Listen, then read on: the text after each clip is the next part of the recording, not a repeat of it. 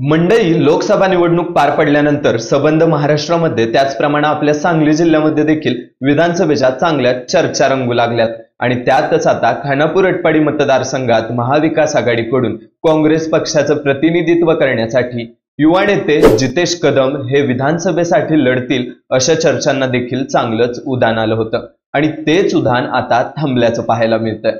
नमस्कार, मी वैभव आणि आपण पाहताय प्राइम न्यूज रोकठोक। आपल्या सर्वांना माहितीच आहे, सांगलीची लोकसभा ही महाविकास आघाडीमुळे चांगली चर्चेत आली होती।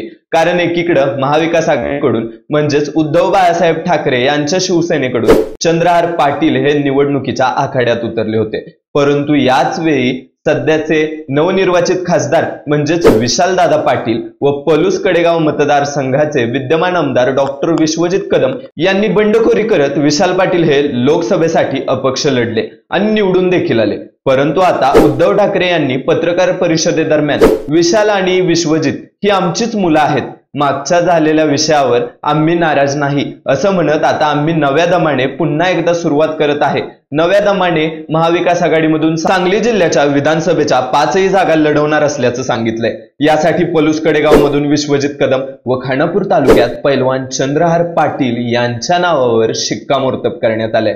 पण हा निर्णय महाविकास आघाडीसाठी योग्य असेल का, याकडे आता सगळ्यांचं लक्ष लागलंय।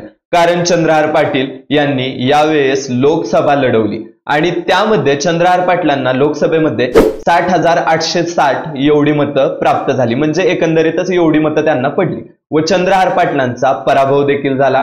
त्यामुळेच उद्धव ठाकरे यांनी बोलताना असं सांगितलं की माझा चंद्रहार हा पराभूत झाला, याचं शैल्य माझ्या मनात कायम राहील। या शैल्यासाठीच का चंद्रहार पाटील यांना परत एकदा लोकसभेचं शैल्य मनातून काढून टाकण्यासाठी विधानसभेच्या आखाड्यात उतरवण्यात आला आहे का, हा देखील प्रश्न आता चांगलाच उपस्थित होतोय।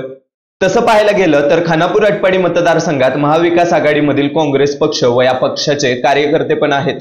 परंतु हे कार्यकर्ते कोणी बाबर गटाच्या मागे तर कोणी पाटील गटाच्या मागे आहेत। मग खानापूर अटपाडी मतदारसंघात काँग्रेसकडून युती धर्म पाळला जाणार का ज्याप्रमाणे सांगलीमध्ये बंडखोरी केली यावेळी चंद्रहार पाटलांच्या मागून महाविकास आघाडीतल्या बऱ्याच नेत्यांनी हात काढले, त्याचप्रमाणे आता देखील विधानसभेला हेच चित्र पाहायला मिळणार का, हे खरं तर पाहणं महत्त्वाचं ठरणार आहे। लोकसभा निवडणुकीला चंद्रहार पाटील यांचा डोळा देखत पराभव होत असताना मात्र उद्धव ठाकरे म्हणावे तेवढे आक्रमक झाले नव्हते। विशाल पाटील यांनी उद्धव ठाकरे यांनी घोषित केलेल्या उमेदवाराला पूर्ण ताकदीने विरोध करून बंडखोरी केली। त्यावेळी विश्वजित कदम हे शरीराने महाविकास आघाडीकडे म्हणजेच उद्धव ठाकरेंच्या चंद्रहार पाटील यांच्याकडे होते, तर मनानं मात्र बंडखोरी केलेल्या विशाल पाटील यांच्याकडे होते।